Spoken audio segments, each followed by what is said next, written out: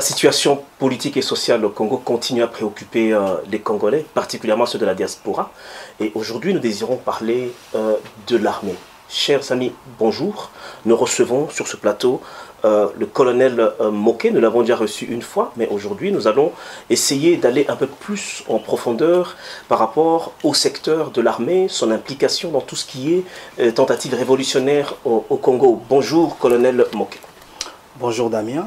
Nous avons été dernièrement ici ensemble sur ce plateau de DTV. On a essayé de discuter un peu sur certaines questions révolutionnaires, mais nous ne sommes pas allés très en détail dans l'approche militaire. Alors aujourd'hui, nous allons essayer avec vous d'aller un peu plus loin.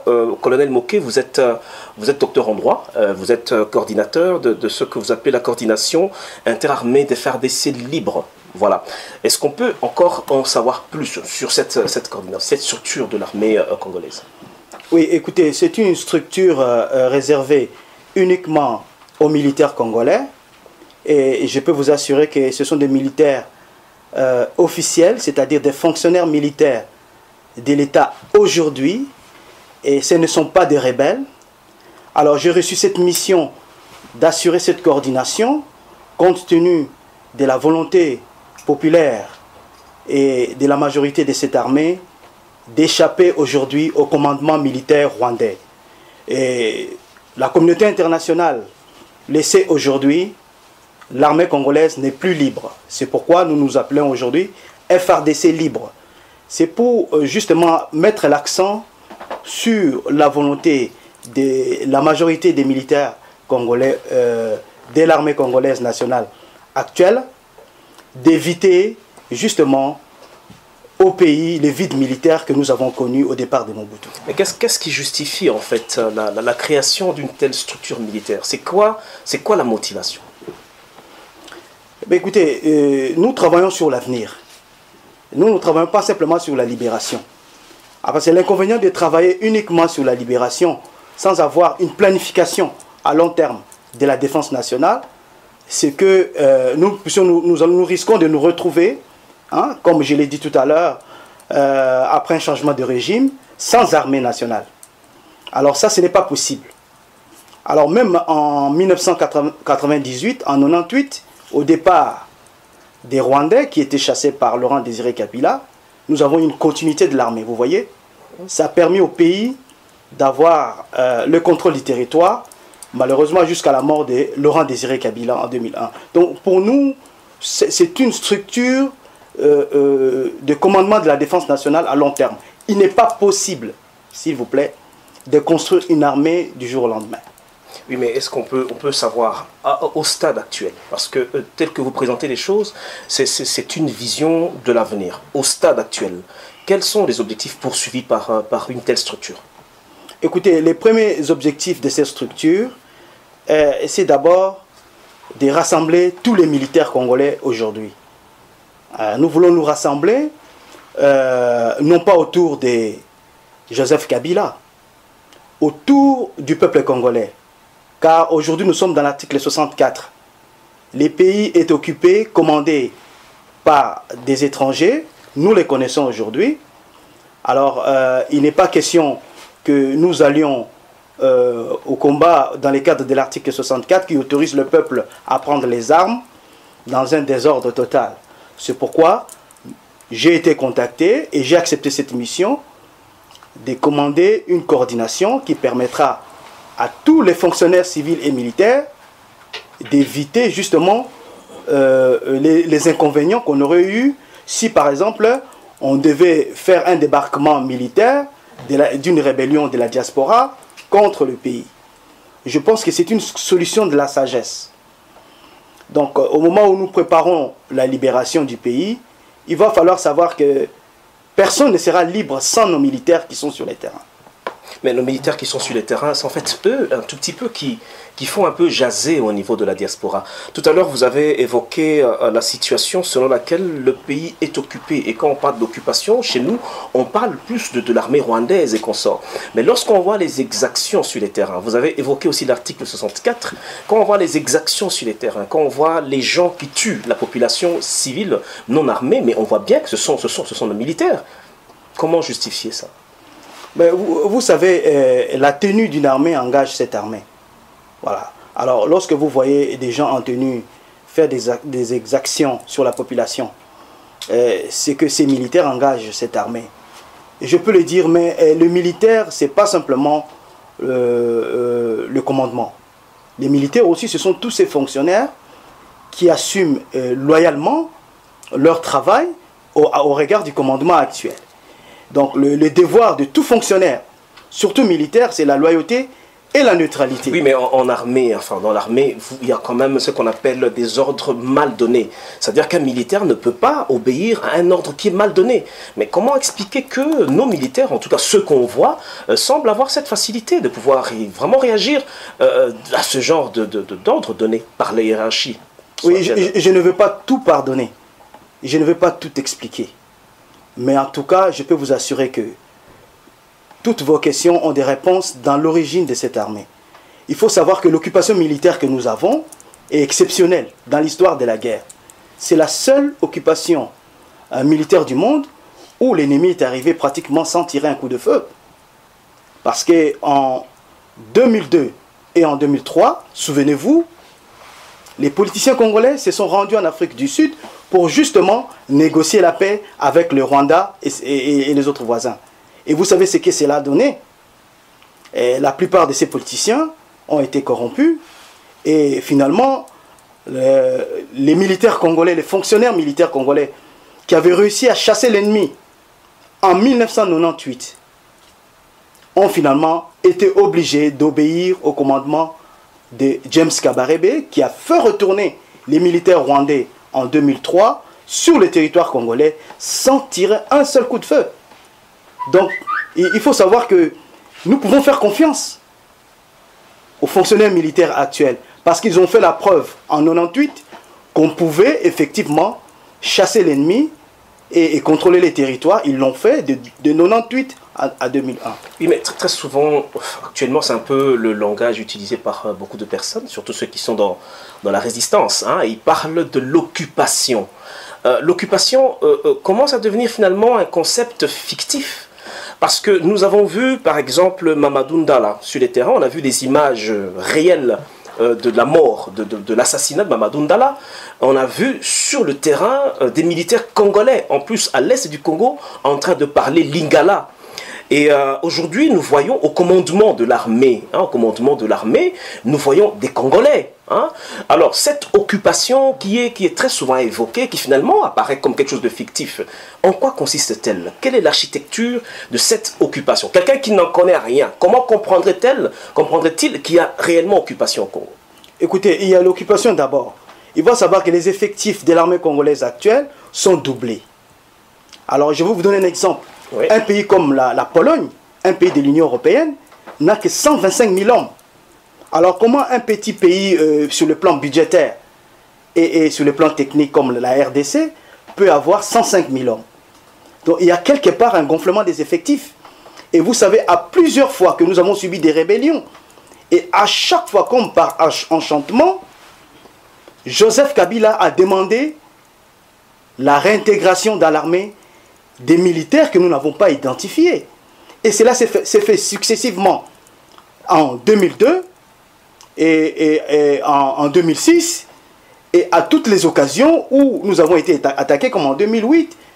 Donc à chaque fois que Joseph Kabila a demandé la paix et un cessez-le-feu avec des rebelles, il a négocié leur intégration. En réalité, ce sont des troupes étrangères qui étaient réintégrées, puisqu'il n'y a pas d'identification. Il faut savoir donc, l'armée congolaise actuelle est une armée mixte. Une partie, vous avez des Congolais, et tous les amis de Joseph Kabila, notamment les Rwandais, qui sont venus par vagues successives des négociations de paix. Quel rôle ils jouent actuellement? Quel rôle jouent effectivement ces militaires étrangers infiltrés éventuellement dans notre armée? Et effectivement, vous le voyez tous les jours comme à Béni. Et le premier rôle joué, c'est qu'ils commettent des massacres. Et le deuxième rôle qu'ils jouent, c'est d'empêcher cette armée justement de gagner la victoire. Alors on ne peut pas gagner des guerres dans ce pays si le commandement du pays, et je vais parler de Joseph Kabila, n'a pas la volonté de vaincre. on ne peut pas gagner une guerre si on n'en a pas la volonté. Quel est le remède? La thérapeutique, c'est quoi? On fait quoi alors dans ce cas? Ben, la seule solution, c'est de reprendre le même remède. Hein. Vous savez, les grands-mères ont toujours les mêmes recettes. Hein.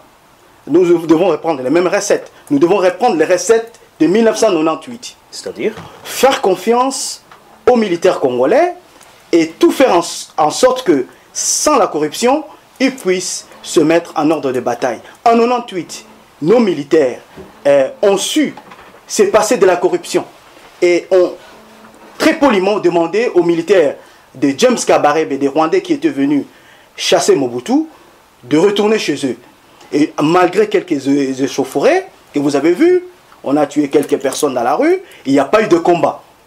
Hein? En 1998, les Rwandais sont retournés à Kigali poliment. Et ce sont les mêmes militaires dont je vous parle aujourd'hui, des fonctionnaires militaires sérieux, qui ont su contrôler militairement les territoires jusqu'à l'assassinat de Laurent Désiré Kabila en 2001. Nous pouvons reprendre les mêmes recettes. Mais avec les mêmes hommes, parce que, vous savez, excusez-moi, en 98, je crois que les militaires qui étaient là en 98, qui avaient par exemple 30-35 ans, ça fait quand même presque 17 ans. Aujourd'hui, c'est quand même des personnes qui sont bons pour la retraite, non? Oui, je ne dis pas que l'armée congolaise actuelle n'est composée que de Rwandais, je vous ai dit. Même les nouvelles recrues, vous avez des jeunes Congolais. Ce pays nous appartient. Il n'est pas possible d'avoir la paix sans le retour des troupes de Paul Kagame au Rwanda. C'est un secret diplomatique, mais un secret de polichinelle. Tous les diplomates savent que l'occupation militaire rwandaise est une réalité quotidienne. Tout le commandement congolais est doublé, soit d'un adjoint ou d'un commandant principal qui est rwandais. Ok, revenons un peu à toute cette question en rapport avec la libération de l'arrêt du Congo. Quel peut être le rôle? Parce qu'aujourd'hui, nous avons évoqué l'article 64, nous avons vu du 19 au 21, il y a eu quand même une sorte d'insurrection populaire, et sans pour autant sentir l'armée aux côtés de la population. Alors, mais aujourd'hui, quel peut être en tout cas le rôle de l'armée dans le processus de la libération du Congo tel que le veut la population à travers une insurrection populaire, par exemple? Oui, je vous assure que l'insurrection populaire, le soulèvement populaire, à l'instar du Burkina Faso, n'est pas suffisant. Et j'ai fait la remarque aux personnalités de la diaspora, le moment venu, je l'ai fait, parce que nous ne pouvons pas naïvement nous contenter du soulèvement populaire, alors que nous savons très bien que nous ne contrôlons pas la défense nationale. C'est irresponsable de faire un soulèvement populaire sans une intervention militaire de la part des Congolais. C'est pourquoi... Quand vous parlez de contrôler la défense nationale, là, il faut être aux affaires. Maintenant, si c'est une action stratégique, une action de révolution populaire qui devrait se faire avant, évidemment, de prendre des affaires, dans ce contexte-là, comment est-ce que l'armée peut être impliquée? Parce que déjà, avec les signaux que nous voyons, l'armée semble ne pas être aux côtés de la population. Mais comment l'armée peut être impliquée sans évidemment, parce qu'on n'est pas aux commandes. Pour l'instant, on n'est pas aux commandes de la défense nationale. Comment l'armée peut être, en tout cas, impliquée dans un processus comme celui-là de révolution populaire? Oui, l'armée peut consolider le soulèvement populaire. Donc, et pour cela, il faut que le soulèvement populaire soit sérieux, c'est-à-dire qu'il atteigne un niveau, comme je l'ai dit, de désordre suffisant pour permettre à ceux qui sont commandés de ne plus obéir au commandement. Donc nous pouvons le faire. Et nous l'avons déjà fait dans l'histoire de ce pays. Nous pouvons le faire.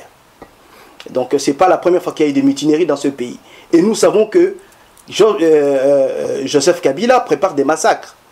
Et je peux compter aujourd'hui sur nos fonctionnaires militaires de ne pas participer à ces massacres et de protéger la population. C'est la seule solution. Mais les fonctionnaires, est-ce que vous avez certains canaux de communication, certains canaux de sensibilisation? Parce que un message comme celui-là qui est important que vous faites au niveau des réseaux sociaux, est-ce qu'il atteint nos frères militaires?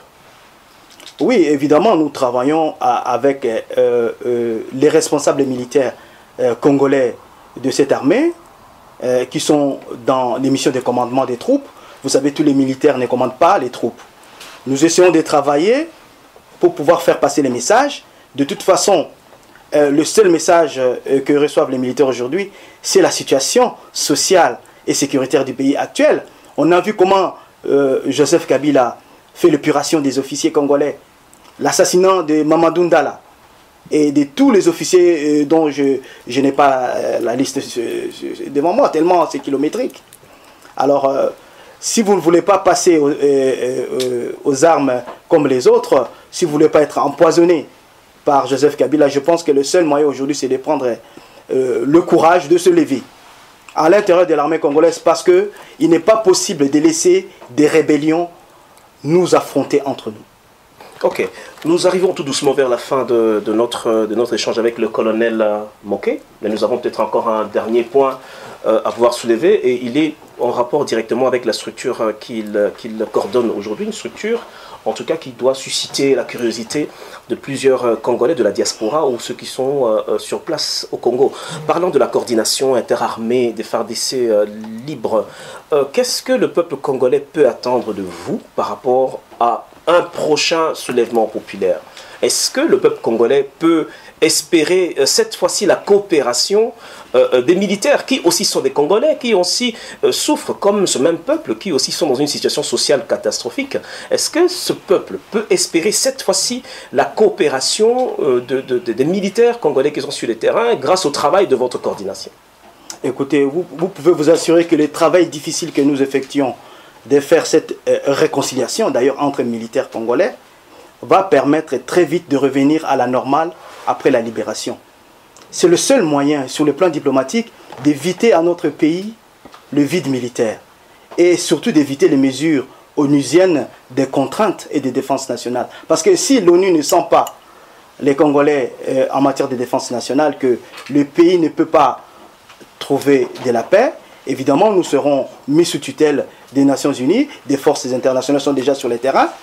Donc moi je suis certain que la seule voie aujourd'hui pour sécuriser chaque périmètre libéré par le soulèvement populaire est de faire confiance à nos fils congolais qui sont dans la police et l'armée nationale. Et je vous assure que chaque militaire congolais aujourd'hui dans l'armée connaît qui est qui. Chaque Rwandais dans l'armée est reconnu par un soldat congolais. Donc ça ne va pas poser de problème. Tout ce que nous souhaitons, comme en 98, qu'on ne se tire pas dessus longtemps avec les Rwandais. Ok, colonel Moké, on est à la fin de notre émission. Je vous laisse faire un appel, en tout cas aux militaires congolais, ou en tout cas, vous êtes libre par rapport à l'appel que vous lancez. Merci. Alors, je lance un appel solennel à la communauté internationale pour dire que aujourd'hui, la République démocratique du Congo subit une occupation militaire dont les raisons, certes légitimes, ont disparu. Il est temps pour la communauté internationale, pour notre civilisation, de mettre fin à ce crime. C'est pourquoi nous nous sommes levés aujourd'hui, pour faire face à notre devoir sur le plan de la défense nationale. Je lance un appel solennel au peuple congolais, aujourd'hui, de faire face à toutes les tentatives de Joseph Kabila de se maintenir au pouvoir avec l'occupation criminelle rwandaise. Aucune révision de la Constitution, aucune révision des frontières, ni aucune consultation populaire, électorale ou référendaire ne sont possibles selon notre Constitution en présence de l'ennemi sur les territoires. Il n'est pas possible aujourd'hui d'avoir des élections libres et transparentes sans le départ et le retour des troupes de Paul Kagame au Rwanda. Alors, je vous encourage, je vous exhorte à éviter l'intimidation. Nous sommes capables de vaincre l'ennemi aujourd'hui. C'est le dernier sacrifice que je vous demande, mes chers frères, pour retrouver la paix et la prospérité. Je vous remercie. Merci colonel Moké pour avoir répondu à notre invitation, et à vous chers téléspectateurs, je voudrais aussi dire merci pour votre fidélité. Je dis merci à l'équipe technique de EDTV et on se retrouve très bientôt. Au revoir. Au revoir.